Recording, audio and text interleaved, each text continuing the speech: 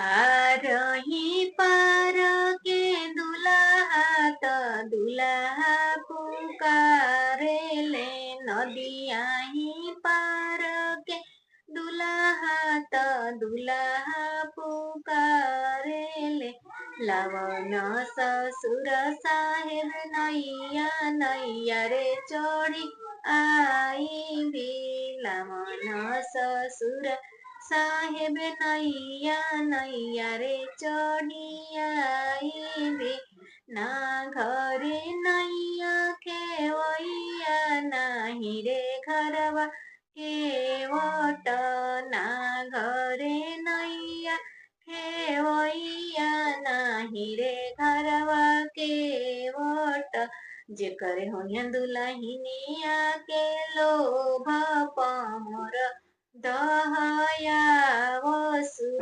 जेकर होया दुलहिनिया के लोभ पमर दहया वसु भिजी गईले अंग के अंगिया त हृदय के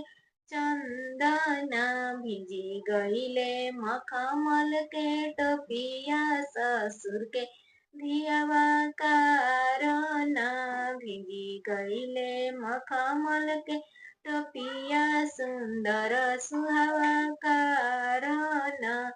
भिजे देहू ये प्रभु जी अंग के अंगिया त हृदय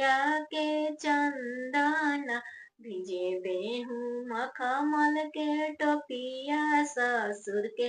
धियावा कारना भिजे देहू मखमल के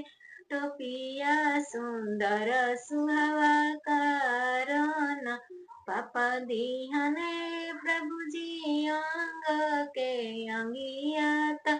हृदय के चंदना भैया दिहने मखमल के टोपिया अपने बहिनी कारण